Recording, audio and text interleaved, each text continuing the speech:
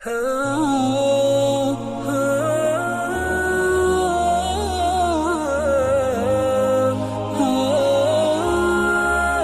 تعالیٰ نے یہ فرمایا کہ لو کان فیہما آلہۃ الا اللہ لفسدتا فسبحان اللہ رب العرش عما یصفون۔ اللہ تعالیٰ نے ایک دلیل دی ہے کہ اللہ ایک کیوں ہے۔ وہ یہ فرماتا ہے کہ اگر آسمان و زمین میں ایک سے زیادہ خدا ہوتے، لو کان فیہما آلہۃ، ایک سے زیادہ ہوتے، 2 ہوتے، 5 ہوتے، 10 ہوتے مثلا، تو آسمان اور زمین کا پورا نظام درہم برہم ہو جاتا۔ لیکن آسمان اور زمین کا نظام درہم برہم نہیں ہوا، لہذا ثابت ہوا کہ خدا ایک ہے، ایک سے زائد نہیں ہے۔ یہ اللہ تعالیٰ نے دلیل دی ہے، بہت آسان الفاظ میں، ہر ایک کو دلیل سمجھ میں آ سکتی ہے، لیکن میں تھوڑا سا آپ کو اور اس کو لاجیکلی بتاتا ہوں، حالانکہ اس کے بعد مزید کسی چیز کی گنجائش نہیں ہے، لیکن ہر طرح کے لوگ ہوتے ہیں تو اس لیے میں تھوڑا سا اس کے اندر لاجک ایڈ کر کے آپ کو بتاتا ہوں۔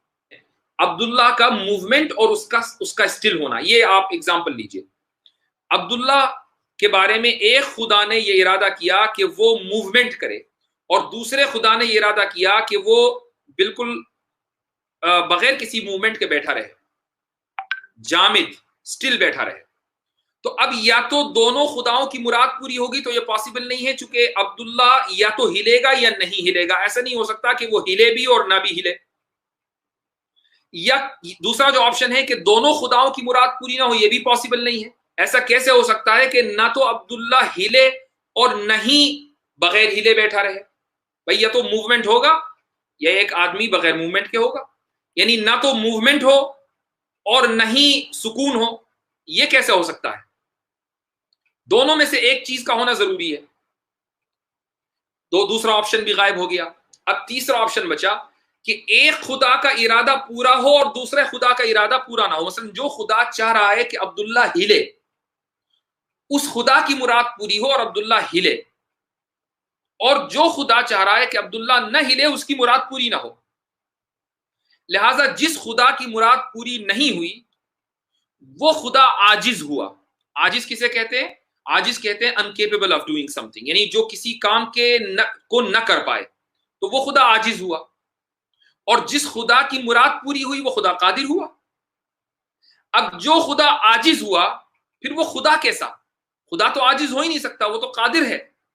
لہذا جس خدا کی مراد پوری ہوئی وہ ہی اکیلا خدا کہلائے گا، اور جس خدا کی مراد پوری نہیں ہوئی وہ خدا نہیں کہلائے گا۔ ثابت ہوا کہ خدا ایک ہی ہو سکتا ہے۔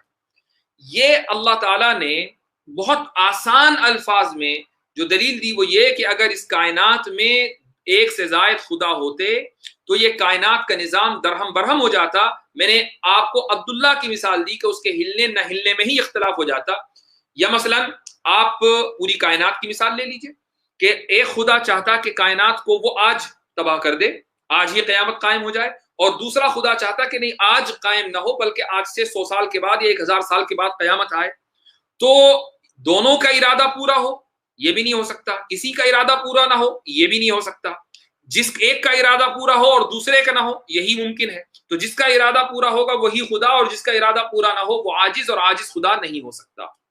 یہ اللہ تعالیٰ نے اس آیت کے اندر دلیل دی ہے۔ تو یہی وجہ ہے کہ جو لوگ خدا کی وحدانیت کے، ایک خدا کے قائل ہیں، دراصل وہی ریشنل ہیں، وہی لاجیکل ہیں، انہی کا جو اپروچ ہے وہ لاجیکل ہے، ساؤنڈ ہے۔ اور جو لوگ ایک سے زائد خدا کو مانتے ہیں، چاہے وہ 10 خدا کو مانے کہ 10 لاکھ کو یا 33 کروڑ خداؤں کو مانے، ان کا جو بلیف ہے وہ ریشنل اور لاجیکل اور منطقی نہیں ہے۔